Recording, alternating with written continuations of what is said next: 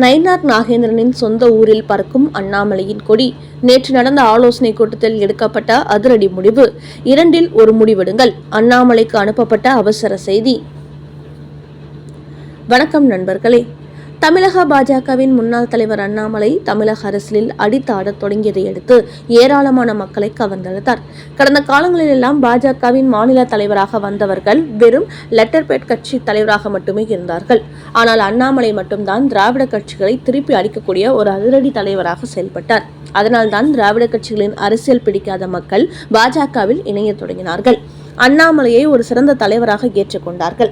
அதனால்தான் தமிழ்நாட்டில் பாஜகவும் வேகமாக வளர்ந்ததோடு அண்ணாமலைக்கென்று ரசிகர் கூட்டம் உருவானது.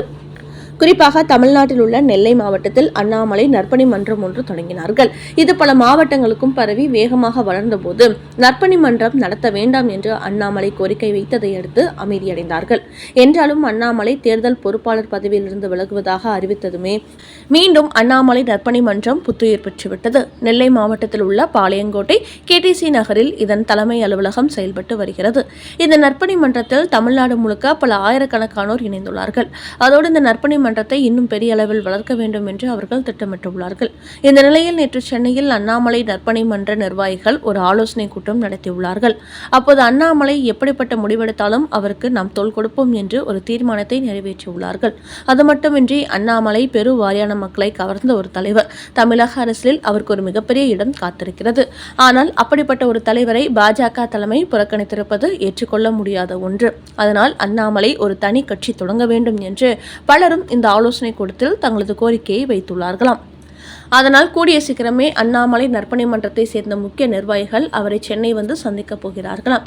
அப்போது அடுத்து எப்படிப்பட்ட முடிவு எடுக்க அண்ணாமலை திட்டமிட்டுள்ளார் என்பதை கேட்டறிந்து அதற்கேற்ப தங்களது நற்பணி மன்றத்தை இன்னும் பெரிய அளவில் அவர்கள் வளர்ப்பதற்கு முடிவு செய்துள்ளார்களாம். இப்படி அண்ணாமலைக்கு அவர் சொல்லாமலேயே ஒரு தானா சேர்ந்த கூட்டம் ஒன்று திரண்டு ஒரு நற்பணி மன்றம் தொடங்கி இருப்பது தமிழக அரசியல் வட்டாரங்களில் கவனம் பெற்றுள்ளது. குறிப்பாக தமிழக பாஜகவில் தற்போது மாநில தலைவராக இருக்கும் நயினார் நாகேந்திரன் சொந்த ஊரான நெல்லையிலேயே அண்ணாமலைக்கு இப்படி ஒரு ஆதரவாளர் கூட்டம் அணிவகுத்திருப்பது பரபரப்பை ஏற்படுத்தியுள்ளது. ஒரு வார்த்தை சொன்னால் போதும், அடுத்த நிமிடமே தமிழ்நாடு முழுக்க அவரது இந்த அண்ணாமலை நற்பணி மன்றத்தை அரசியல் கட்சியாக மாற்றுவதற்கு அவரது ஆதரவாளர்கள் தயார் நிலையில் உள்ளார்களாம். அதோடு கடந்த முறை நற்பணி மன்றம் நடத்த வேண்டாம் என்று அவர்களை கேட்டுக்கொண்ட அண்ணாமலை இப்போது அதற்கு எதிராக எந்த ஒரு கருத்தும் சொல்லாததோடு அமைதி காத்து வருகிறார். அவரது இந்த அமைதி சம்மதத்திற்கான அறிகுறிகள் தான் என்று கருதும் அண்ணாமலை நற்பணி மன்றத்தினர் தற்போது முதல் கட்டமாக தங்களது தீர்மானம் குறித்து அண்ணாமலைக்கும் அவரது சென்னையில் உள்ள ஆதரவாளர்களுக்கும் தெரியப்படுத்தியிருப்பவர்கள் விரைவில் அவரை நேரில் சந்தித்த பிறகு அடுத்த கட்ட நடவடிக்கையில் ஈடுபட போகிறார்களாம்.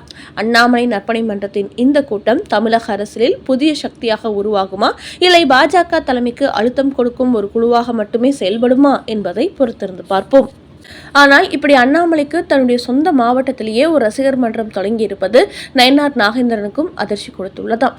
அதனால் தன்னுடைய ஆதரவாளர்களை அழைத்து அண்ணாமலை நற்பணி மன்றத்தை தொடங்கி இருப்பது யார்? இதை அண்ணாமலை சொல்லி தொடங்கியிருக்கிறார்களா, இல்லை எனக்கு எதிரானவர்கள் அண்ணாமலைக்கு இந்த நற்பணி மன்றத்தை தொடங்கியிருக்கிறார்களா என்று ஆராயுமாறு கேட்டுள்ளாராம். அந்த வகையில் இப்படி தனது சொந்த மாவட்டத்தில் அண்ணாமலைக்கு ஆதரவாக நற்பணி மன்றம் தொடங்கியிருப்பது நயினார் நாகேந்திரனுக்கும் தர்ம சங்கடத்தை ஏற்படுத்தியுள்ளது. அது மட்டுமின்றி இந்த அண்ணாமலை நற்பணி மன்றத்தினர் சட்டமன்ற தேர்தலில் போட்டியிட்ட அவரை வலியுறுத்தப் போவதாகவும் தீர்மானம் நிறைவேற்றி உள்ளார்களாம். அப்படி அண்ணாமலை நாங்குநேரி தொகுதியில் போட்டியிட்டால் கண்டிப்பாக அவரை வெற்றி பெற வைத்து காட்டுவோம். அவர் சட்டசபையில் சென்று தமிழ்நாட்டு மக்களுக்காக குரல் கொடுக்க வேண்டும். தமிழ்நாட்டில் ஒரு ஈடு இணையற்ற மக்கள் தலைவராக பெரிய அளவில் வளர வேண்டும். அதற்காக தாங்கள் அவரை வலியுறுத்தப் போவதாகவும் நேற்று நெல்லையில் நடைபெற்ற அண்ணாமலை நற்பணி மன்றத்தினர் தீர்மானம் நிறைவேற்றியிருப்பதாகவும் தகவல்கள் வெளியாகியுள்ளன. அடுத்த செய்தி. பீகார் பாணியை கையில் எடுத்த பாஜக. தேவர், நாடார், தலித், வன்னியர் ஓட்டுகளுக்கு போடப்பட்ட அதிரடி பிளான்.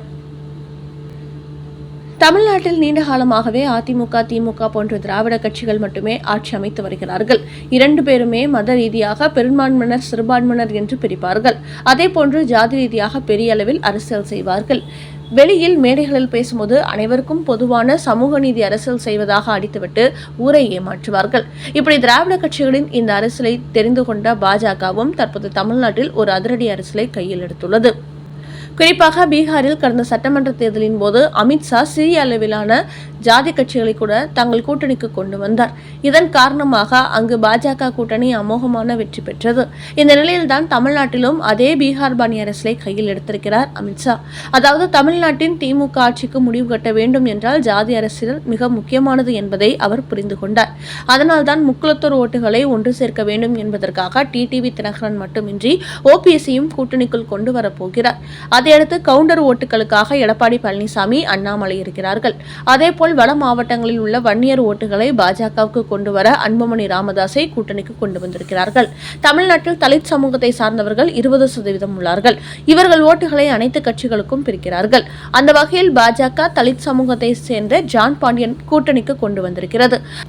அதேபோல் தேவேந்திர குல வேளாளர்களின் ஓட்டுகளை கொண்டு வர வேண்டும் என்பதற்காக புதிய தமிழகம் கட்சியின் டாக்டர் கிருஷ்ணசாமியுடன் தற்போது பேச்சுவார்த்தை நடத்தி வருகிறார்கள்.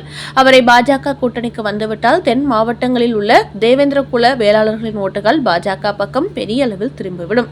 முக்கியமாக நாடார் சமூகம் தென் மாவட்டங்களில் பெரிய அளவில் இருக்கிறார்கள். அதன் காரணமாகவே அந்த சமூகத்தை சேர்ந்த பொன் ராதாகிருஷ்ணன், தமிழிசை சவுந்தரராஜன், சரத்குமார் ஆகியோருக்கும் பாஜகவில் முக்கியத்துவம் கொடுத்துள்ளார்கள். இதனால் தென் மாவட்டங்களில் உள்ள நாடார் மக்களின் ஓட்டுகள் பெரிய அளவில் பாஜக பக்கம் திரும்பியுள்ளது. குறிப்பாக காமராஜர் காலங்களில் காங்கிரஸ் கட்சிக்கு வாக்களித்து வந்த நாடார் மக்களை இப்போது பாஜக தங்களது வசப்படுத்தியுள்ளது.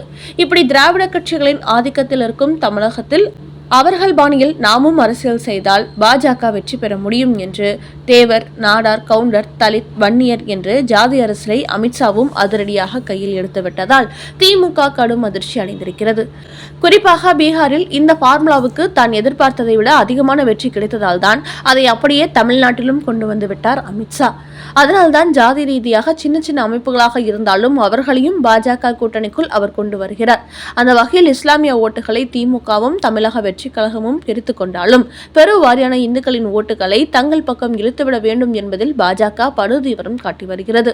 குறிப்பாக பாஜகவை மதவாத அரசியல் செய்வதாக சொல்லிக்கொண்டு தமிழ்நாட்டில் தீவிர ஜாதி அரசியலை கையில் எடுத்திருக்கும் மு.க.ஸ்டாலினுக்கு இப்போது பாஜகவும் அதே பாணியில் இறங்கி அடிப்பதால் பீகாரில் இந்தி கூட்டணிக்கு கொடுத்த அதே அதிர்ச்சி தோல்வியை தமிழ்நாட்டில் கொடுத்து விடுவார்களோ என்று மனதளவில் அவர் கடும் கலவரம் அடைந்திருப்பதாகவும் அரசியல் வட்டாரங்களில் கூறுகிறார்கள்.